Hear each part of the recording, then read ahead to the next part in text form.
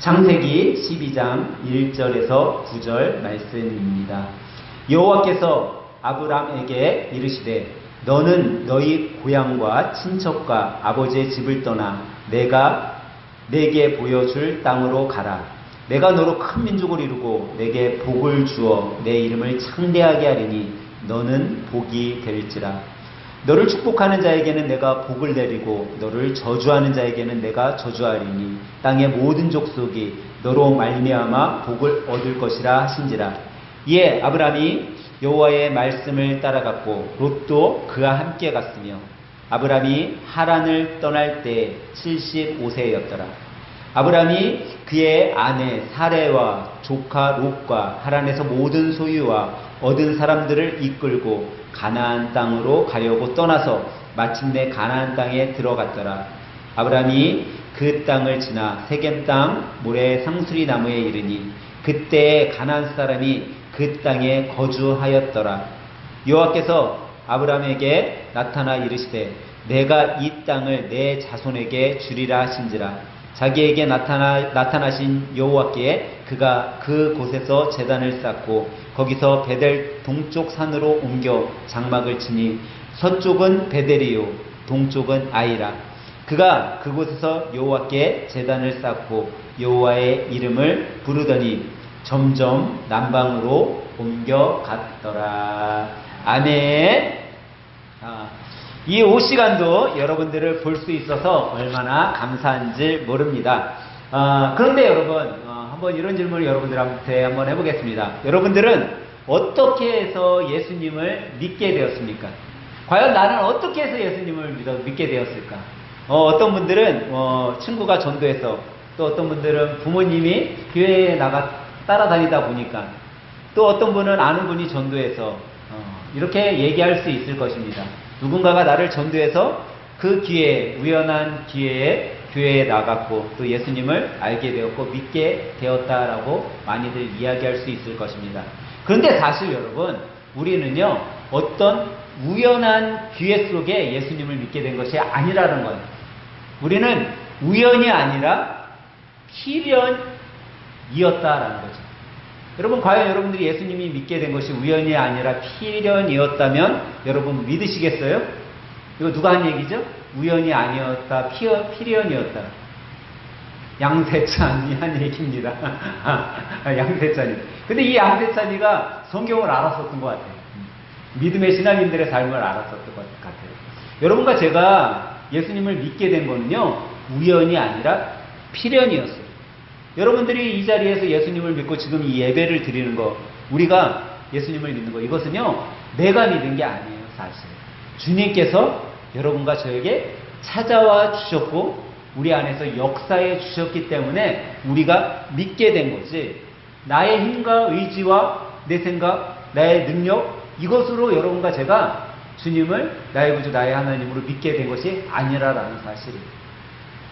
내가 예수님을 믿게 된 것은 오로지 예수님의 은혜고 하나님의 사랑하심, 성령님의 교통하심이 내게 임했기 때문에 내가 예수님을 믿게 되고 신앙인으로서 살아가게 된 거라는 거죠. 이것을 깨닫게 되는 순간 우리는요, 그걸로 인해 내 안에 기쁨이 넘쳐나게 되고 신앙생활이 재밌게 되는 거예요. 이것이 깨닫기 전에는요 재미가 없어요. 교회 나오는 것이 짐이 돼요. 교회 아침에 일찍 일어나서 나오는 게 너무 힘들어요.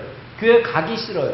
근데 어느 순간 내가 교회 가는 게 즐겁고 주일이면은 어련히 그냥 일어나서 교회 가게 되고 교회 가서 집사님들, 성도님들 만나고 우리 학생들 만나는 게 즐거워지기 시작하면요, 조금 내가 몸이 필요해도 내가 그 마음, 더 기쁘고 즐거운 마음이 내 안에 들어오기 시작했잖아요. 그럼 여러분들은 예수님을 믿고 있는 거예요. 내 안에 예수님이 이제 정말 찾아와서 역사하시는 거죠. 그러면 우리 주일학교 학생들 이렇게 보다 보면 얘네들 어때요? 교회 오는 거 즐거워해요? 엄마, 나는 주일이면 무조건 교회 가야 돼. 난 너무 행복해. 엄마를 막 깨워, 주일이면. 교회 가자고. 그래요? 안 그래요? 안 그러잖아요. 아직 우리 아이들 마음속에 주님이 아직 들어가 계시지 못한 거야. 근데 얘네들이요, 어느 순간 주님이 그 안에 찾아와 들어오시게 되면요, 우리들이 그랬었던 것처럼 변하기 시작해요. 왜? 내 안에 기쁨이 있기 때문에. 그럼 이거 다른 말로 얘기하면 이렇게 얘기할 수 있죠. 내가 주님을 찾아간 것이 아니라 주님이 나를 뭐 하신 거예요? 부르신 거예요. 부르신 거예요. 그리고 우리 부르신 우리들에게 뭐를 맡겨주셨냐면 사명이라는 것을 맡겨주셨어요. 그러니까 부르심을 받은 자로서의 삶은요, 달라야 되는 거예요. 여러분, 하나님의 부르심에, 하나님이 나를 부르셨어요. 나를 그리스도인으로 삼아주셨어요. 나를 예수님의 자녀로 삼아주셨어요. 그러면 하나님이 나를 불러주신 이 부르심의 삶은 어떻다라고 생각되세요? 참 신기하게도 하나님의 부르심엔요, 어떻게 보면 회개라는 게 따라와야 돼요. 회개. 여러분, 회개하는 거 쉬울까요? 어려울까요? 힘들겠죠. 회개는 누가 하는 거예요? 여러분? 회개 어떤 사람이 하는 거예요? 죄 지은 사람이 회개한다고 우리 일반적으로 딱 얘기하잖아요. 근데 이 회개는요, 즐거운 일이 아니야. 어떻게 보면 고통이 따라오고 힘듦이 따라오고. 다시 말해서 예수님을 믿으면요, 그냥 기쁘고 은혜가 넘치고 즐거운 일만 있으면 좋을 것 같잖아. 근데 그렇지 않다라는 거예요. 왜? 하나님의 부르심에는요, 반드시 인내와 고통이 있는 회개가 따라와야 되기 때문에. 회개하지 않고서는 절대로 우리가 주님을 내 안에 모실 수가 없어요. 완악한 죄인이기 때문에 우리는요, 내가 회개하지 않고 주님을 받아들일 수 없어요. 왜? 내가 깨끗하게 주님을 맞아 준비될 자세가 돼 있고 그런 공간이 있어야지 예수님이 내 안에 들어오는 거지. 내 안에 죄로 가득 차 있는데 어떻게 예수님이 어느 공간에 어디가 비었다고 예수님이 들어오겠어요? 내 안에 가득한데, 죄로 물들어 있는데. 그렇기 때문에 우리가 예수님의 부르심에, 내가 예수님의 부르심에 응답하고 아멘하고 주님을 믿기로 작정했을 때는요, 회개가 반드시 따라와야 되는데, 이 회개에는요, 고통과 아픔, 인내가 반드시 있게 됩니다. 그러니까 예수님을 믿어서 변화되는 과정 속에 내가 하나도 고통도 없었고 아픔도 없었고, 저는요, 예수님을 믿자마자 즐거움만, 항상 행복함만 있었어요 하면 그분은 회개하지 않은 거예요. 사실 반드시 회개가 따라와야 돼요. 부르심을 받기 전에는요, 여러분과 저도요, 세상 사람들하고 똑같이 살았었어요. 어떤 삶으로 살았었어요? 우리 예수님의 부르심, 예수님 믿기 전에는요, 우리 또 똑같아요. 그냥 물질 버는데 물질 따라다니고 향락 누리고 술 마시고 세상적인 거 향락에 취해서 사는 게 더 행복하다고, 즐겁다라고 느꼈기 때문에 그런 곳에 전적으로 따라다니는 삶을 살았어요. 근데 내가 예수님을 믿고 나니까 예수님이 뭐라고 얘기하냐면, 예수님이 이렇게 말씀하셔요. 야, 너 우상 섬기면 안 돼.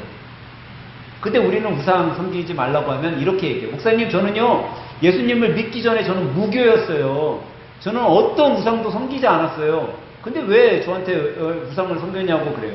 근데 여러분, 우상은요, 어떤 불교를 다닌다고 해서, 어떤 힌두교를 다닌다고 해서, 송아지를 믿는다고 해서 그게 우상이 아니라 우리 삶 가운데 내가 무엇을 우선순위에 두고 있느냐가 내가 우상을 섬기느냐 아니라는 거예요. 만약에 내가 물질, 돈 버는 일에만 아주 죽어라 열심히 한다면 그 돈이 우상이 되는 거죠.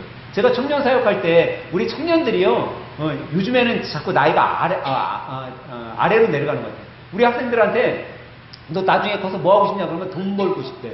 돈 많이 벌고 싶대. 근데 옛날 청년 사역할 때 우리 청년들이 돈 버는 일에 열심을 내는 친구들이 있어요. 그럼 제가 항상 얘기했어요. 야, 너들 너무 돈 하지 말아라. 돈 하다가 뭐 된다? 돌아버린다 진짜. 그러니까 돈 하지 말고 이 물질, 너희들 돈이라고 생각하는 이 물질관을 잘 가져야 된다라고 얘기를 해줬어요. 근데 여러분, 여러분 삶 가운데 복 받고 싶으세요? 복 받기 싫으세요? 세 번만 복 받고 싶고 나머지는 다 안 받고 싶은 것 같아. 세 번만 복 받으세요? 우리가 다 누구나가 복을 받고 싶어요. 근데 이 복 중에 세상 사람들이나 믿는 신앙인들 누구나가 다 우선순위로 두는 게 뭐냐면 물질의 복이에요. 물질의 복. 다 물질의 복은 받고 싶어.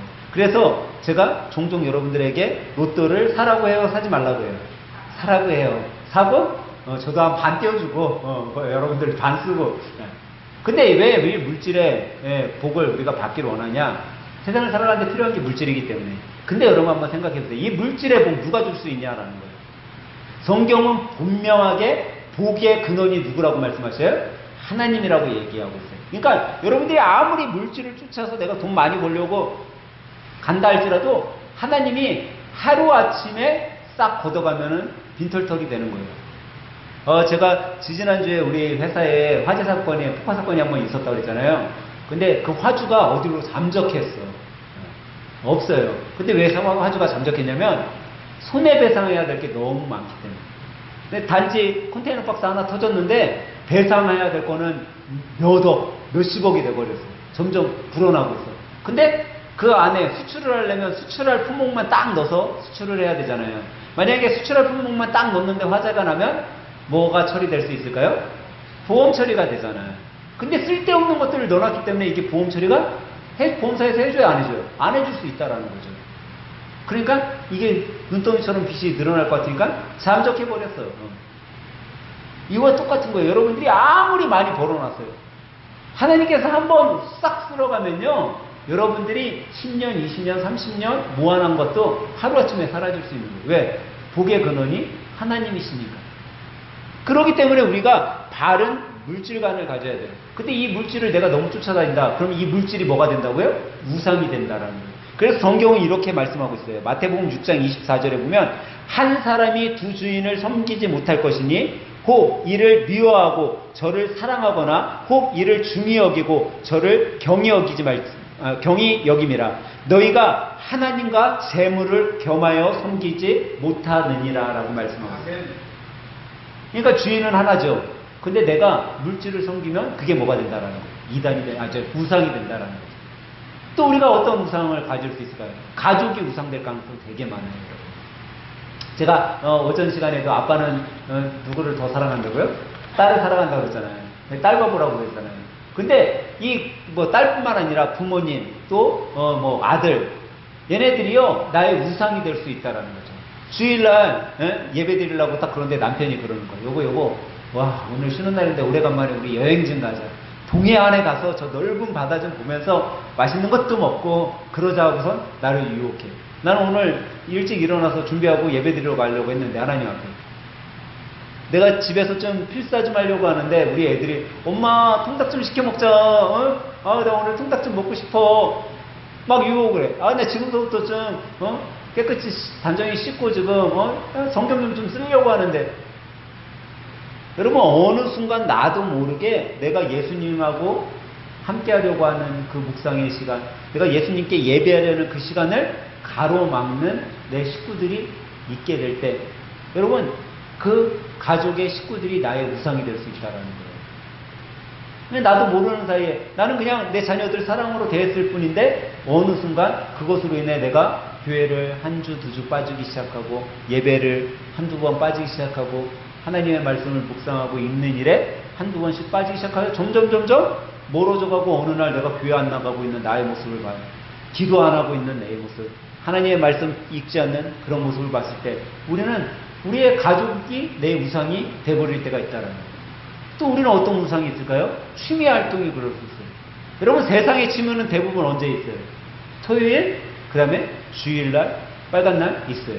왜 세상 사람들은 주일이라고 안 하고 일요일이라고 얘기하잖아요. 이 일요일에 취미 활동을 해. 왠지 내가 저 취미 활동에 나가지 않고 저 동호회에 나가지 않으면 나는 소외되는 것 같아. 왕따 취급받는 것 같아. 나도 모르게 주일날 예배에 가지 않고 동호회에, 취미에, 산악회에 나가기 시작을 해요. 그 순간 여러분 취미 활동이 나에게 우상이 되는 거예요. 근데 하나님께서는 이 우상, 세상의 우상과 하나님을 겸하여 섬길 수 없다라고 얘기한 거예요. 그러면 여러분 이건 다시 말해서 세상의 것을 우상으로 섬기는 자들을 하나님께서는 내 자녀로 취급하지 않는다라는 거예요. 그러면 우리가 어떻게 되는 거예요? 하나님과 멀어지게 되는 거죠. 하나님과 멀어진다는 건 다시 말해서 하나님이 부르지 않는다라는 거야, 그 사람은. 여러분, 내가 회사 직장에서 쓸모없는 사람이 돼버렸어요. 그럼 윗사람이 나를 불러요, 안 불러요? 안 불러요. 일도 시키지 않아. 쓸모없기 때문에 저는. 나갈 때까지 사직서 내고 나갈 때까지 그냥 내버려 두는 거예요. 얼마나 곤욕이겠어요. 근데 우리도 역시 똑같다라는 거예요. 하나님 앞에 쓸모없는 우리가 되면 우리가 세상의 것을 우상으로 두고 하나님을 하나님과 우상을 겸하여 섬기고 있으면 하나님은요, 여러분과 저를 불러주시지 않는다는 거죠. 근데 그렇게 살던 우리를 예수님께서 찾아와 주시고 우리가 그 예수님을 인격적으로 만남으로 인해 우리가 어떻게 됐어요? 변화된 삶, 그 부르심에 합당한 삶을 살아가게 됐어요. 오늘 본문에 보니까요, 아브람이라는 사람이 나와요. 이 아브람은 하나님을 만나고 하나님의 은혜를 경험해서 아브라함으로 변화되기 전이에요, 지금. 근데 그런 아브라함을 만나서 하나님이 뭐라고 말씀하시냐면, 야, 너 고향과 친척과 아버지 집을 떠나라 얘기하고 있어요. 이건 하나님이 부르신 거예요. 근데 이 아브라함이 그 하나님의 부르심에 뭐라고 얘기하냐면 아멘하고 떠난다라는 거예요. 만약에 아브라함이 안 떠났어요. 솔직히 안 떠나는 게 내 인생에 있어서는 더 도움이 될 것 같아요. 근데 왜 하나님은 떠나라고 자꾸 하는 거야? 나 고향에서도 잘 살 수 있는데, 잘 지낼 수 있는데, 여기는 내 친척들도 있고 내가 아는 사람도 많고, 근데 하나님은 떠나래, 이상하게. 내가 알지 못하는 미지의 세계로 떠나라는 거예요. 왜 떠나라고 했을까요? 하나님이 만약에 아브라함을 자기 고향에 있을 때 그냥 고향에서의 삶 속에서만 부르셨다면 아브라함은요, 전적으로 하나님을 의지하지 못했을 거예요. 자기가 알지 못하는 미지의 세계에 자기가 의지할 수 없는 사람이 있는 곳, 그런 곳에 갔을 때 내가 의지할 사람, 아는 사람도 아무도 없어. 그러니 누구를 의지할 수밖에 없어요? 하나님을 의지할 수밖에 없는 거야. 내가 매달릴 사람이 하나님밖에 없는데, 만약에 고향에 있었어 봐요. 무슨 문제가 터졌어. 어려움이 있어. 그럼 제일 먼저 뭐 했을까? 자기가 아는 사람 찾아갔겠죠. 친척들 찾아갔겠죠. 아, 작은아버지, 나 이런 문제가 있는데 좀 도와주세요. 응? 작은어머니, 나 이런 문제가 있는데 좀 해결해 주세요. 내가 아는 사람, 좀 능력 있는, 뭐 친척 중에 변호사가 있어. 이모부가 변호사야. 이모부, 내가 이런 법적인 어려움이 있는데 좀 해결해 주세요. 고향, 친척, 아버지 집을 떠나지 않았다면 아브라함도 똑같았을 거라는 거죠. 근데 하나님은 그런 아브라함이 하나님 말씀에 순종하고 오로지 하나님만 의지하기를 원하셨기 때문에 그를 부르셨어요. 이제 그가 하나님의 말씀에 이제 순종하고 나아가죠. 하나님밖에 의지할 게 없기 때문에 모든 것을 내려놓을 수밖에 없어요. 하나님이 지시하는 것에만 아멘하고 나아갈 수밖에 없어요. 이제 그가 그런 삶을 하나님 내가 그렇게 하겠습니다 하고 행하자 하나님이 그에게 뭘 주시는지 아세요? 사명이라는 걸 주세요.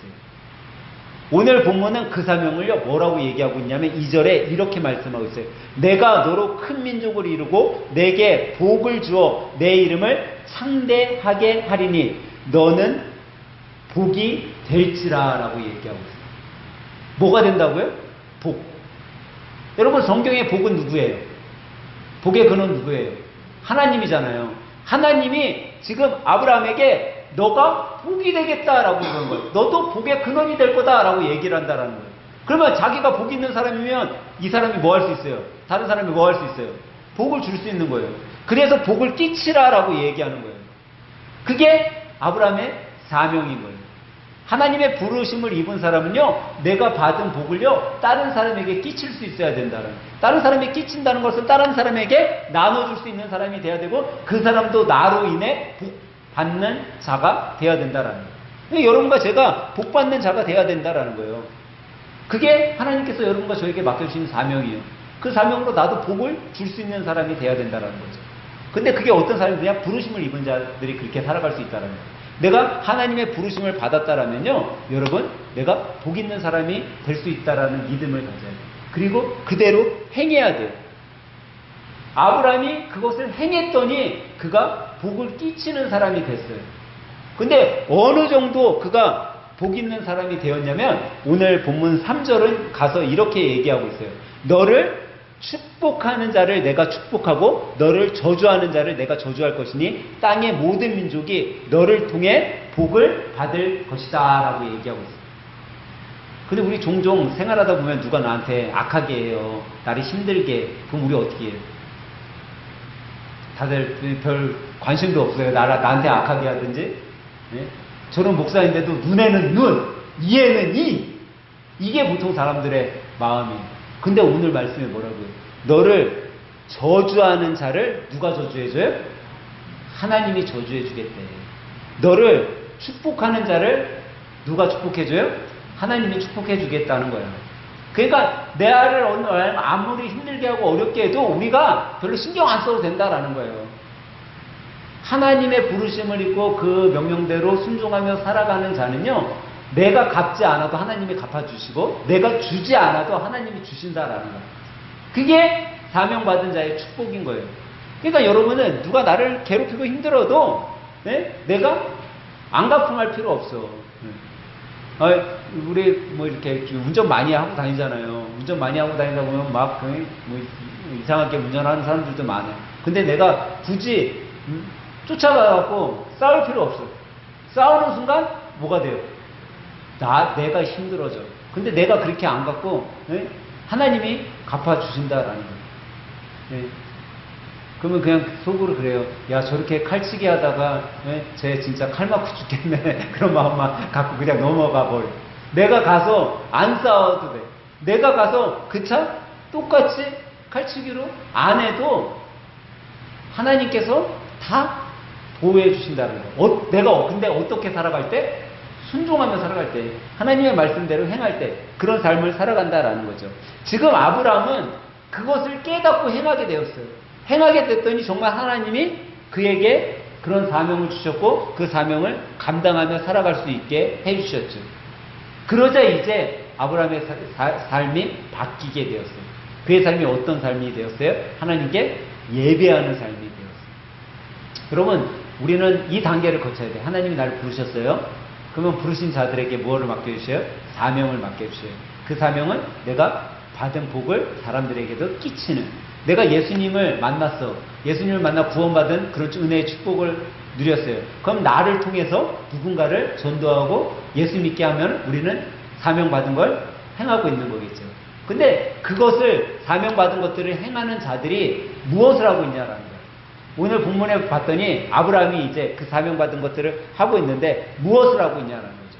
오늘 본문 7, 8, 9절에 보면요, 아브라함이 하나님의 말씀대로 순종하고 있다라고 이야기하고 있어요. 또 아브라함이 뭐를 하고 있어요? 제단을 쌓았다라고 이야기하고 있어요.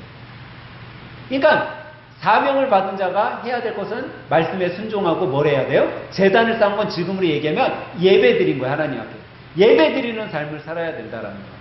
그러니까 여러분들이 하나님의 부르심을 받아서 내가 예수님 믿게 되었어요. 그리고 예수님 믿어서 하나님의 말씀대로 행하게 되었어요. 그래서 사명을 받았어요. 하나님이 우리 가정을 나에게 맡겨주셔서 우리 가정을 믿음의 가정, 하나님의 가정으로 잘 이끌어가고 있어요. 그 사명을 받았어요. 그러면 우리 가정 안에 뭐가 있어야 되냐라는 거예요. 예배가 있어야 된다라는 거예요. 예배가 없으면요, 아무리 여러분이 부르심을 받고 사명을 받았어도요, 예배가 없으면 무너지는 거예요.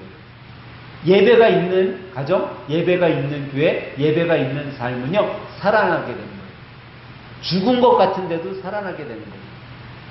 여러분, 한 알의 미랄의 씨앗이 땅에 심어져서 죽지 않으면 열매를 맺지 못한다 그랬어요. 이 죽었다라는 것은 싹이 났다라는 거거든요. 근데 여러분과 저의 삶 가운데 우리가 하나님의 사명을 받고 죽은 자가 돼서 예배드리는 자가 되지 않는다면, 내가 제단 위에 제물이 되지 않는다면 절대로 우리의 삶에 새로운 것이 피어나지 못한다는 거예요. 여러분, 예배에는, 제사에는 뭐가 있어야 되죠? 제물이 있어야 되잖아요. 예배에도 제물이 있어야 돼요. 제물이 뭐예요? 여러분, 헌금 내는 거 이게 제물이에요? 물론 이거 우리가 물질 하나님 앞에 향기로운 예물이죠. 근데 실질적 제물은요, 뭐 돈이 아니에요. 여러분과 제가 제물이 돼야 되는 거예요. 예배 드릴 때 여러분과 제가 제물이 돼야 되는 거예요. 그럼 우리가 어떻게 예배 드려야 돼요? 제물로서 예배를 드려야 되는 거예요. 온 마음과 정성을 다해 내가 예배 드리도록 노력해야 돼요. 여러분, 예배자로 살아간다는 거 쉬울까 어려울까요? 나는 목사인데도 지금도 예배자로 살아가는 게 너무 힘들어, 사실. 여러분, 1년 365일이에요. 주일만 하면 몇 주죠? 52주예요. 1년에 7분의 1을 우리가 예배를 드리면서 살아가는 거예요. 하나님 앞에 온전히 주일을 예배로 드리는 거예요. 7분의 1을 내 인생의 1년으로 따졌을 때 1년에 7분의 1을 하나님 앞에 드린다는 게 쉽냐라는 거예요. 너무 어려운 거예요, 이거 사실. 어떤 분들은 새벽 예배도 매일 나가고 수요 예배, 금요 기도에 더 열심히 내는 분들도 있죠. 근데 주일날만 따졌을 때 7분의 1, 이것도 힘들잖아요. 너무 힘들잖아. 근데 우리가 예배자로 온전히 주님 앞에 나아가고 살아갈 때 하나님께서는요, 이 부름받은 자의 삶을 보시고 축복해 주시는 거예요. 여러분, 복은요, 한순간에도 우리에게 복이 올 수 있어요. 제가 옛날에 그 예화로 한번 드려줬는데, 갑자기 어느 날, 집에 앉아있는데 창문으로 유성 하나가 뚝 떨어져갖고 우리 집 아파트 안으로 들어왔어. 유성 하나가. 주먹만한 게. 예? 그러면 여러분, 로또 맞은 것보다 더 크다니까. 예? 유성이 갑자기 다른 데 안 떨어지고 우리 집 안방으로 떨어졌어. 여러분, 복은요, 일순간에도 올 수 있는 거예요. 근데 우리는 이 일순간에 올 수 있는 이 복에 목을 메고 살아가고 있다는 거예요. 왜? 그게 행복인 줄 알기 때문에. 그게 기쁨인 줄 알기 때문에. 근데 여러분, 행복, 기쁨이요, 아주 작아요. 아주 작아요. 아주 작은 것에서 우리가 아주 큰 기쁨을 누릴 수 있고요. 아주 작은 것에서 우리가 아주 큰 웃음을 지을 수 있어요. 제가 어저께 우리 경희사님하고 신방 갔었거든요. 근데 사모님하고 셋이서 한 1시간 조금 넘게 있으면서 얼마나 웃었는지를 몰라요. 아무것도 아닌데 너무 즐겁고 행복하니까 웃음이 계속 나는, 계속. 그러니까 사모님이 그러더라고요. 자기가 요 근래에 최고 많이 웃은 것 같아요. 그러면서 나 때문에 웃었지 그러더라고요, 나한테. 근데 여러분, 우리가 인생에서 살아갈 때 행복하게 살려고 하잖아요. 기쁘게 살려고 하잖아요. 근데 그 기쁨이 과연 어디에 있냐라는 거예요. 우리가 그걸 찾기만 한다면 우리는 삶 속에 항상 즐겁고 행복하게 살아갈 수 있어요. 근데 우리가 그걸 찾지 못하잖아요. 항상 힘들고 어려움 속에 살아갈 수 있어요. 근데 하나님은 여러분들과 저를요, 부르셨어요. 어떻게 부르셨어요? 회개하기만 하면 행복과 기쁨 가운데 살아갈 수 있게 해주셨어요. 근데 우리가 회개하지 못하니까 계속 그 근원의 시간을 걸어가고 있는 거예요. 여러분, 회개하기 전까지는요, 환난과 고난과 아픔이 올 수밖에 없어요. 근데 아까 전에 제가 회개 누가 한다고 그랬었어요? 죄 지은 사람들이 회개한다고 그랬잖아요. 근데 여러분, 사실 회개는요, 삶이 바뀌는 것을 의미해요. 내 삶에 바꿀 것들이 있는 사람들이 회개해야 되는 거예요. 죄만 졌다고 해서 회개하는 게 아니에요. 내 삶에 이것은 바뀌어야 돼 라고 하면 회개해야 되는 거예요. 근데 내 삶이 죽을 때까지 바뀌지 않았어요. 그럼 아직 회개 못한 거예요. 삶이 바뀌어야 돼. 세상적 삶이요, 믿는 신앙인의 삶으로 바뀌어야 되는 거예요. 내가 지금까지 세상적 삶을 살아왔다면 내 삶이 바뀔 때 내가 회개자가 된 거예요. 내 삶이 바뀌지 않았어요? 그러면 아직 나는 회개하지 못한 거예요. 회개하지 못했으니까 뭐가 따라올까요? 고난과 인내가 따라올 수밖에 없는 거예요. 힘들 수밖에 없는 거예요, 삶이. 그러면 어떻게 하면 될까요? 회개하면 되는 거예요. 회개하면 우리의 삶이 바뀌는 거예요. 그게 하나님께서 부르신 자의 삶인 거죠. 저는 오늘 예배 드리는 여러분들이 정말 삶 가운데 아직 망설이고 있는 곳들이 있다면 빨리 주님 앞에 회개하길 간절히 부탁드립니다. 그 회개가 찾아올 때 여러분, 우리는요, 내가 누군가를 저주하지 않아도 하나님이 갚아주시는 거예요. 내가 어떤 복을 쫓아 살아가지 않아도 하나님이 나에게 복을 주시는 거예요. 그러면 내가 그때부터는 어떻게 해요? 내가 복의 근원이 아닌데도 복을 끼치는, 내가 복이 되는 거예요. 저는 오늘 이 시간에 예배드리는 여러분 모두가 하나님 앞에 받은 그 복, 이 복을 주위에 있는 사람들에게 다 끼치며 복으로서 살아가는 믿음의 부르심을 입은 자들이 되시길 예수님의 이름으로 간절히 축원합니다. 그런 하늘생 가족으로 9월 한 달도 보낼 때 예배자로서 합당한 삶을 살아가는 믿음의 가족들, 하늘생 가족들 다 되시길 주님의 이름으로 간절히 축원합니다.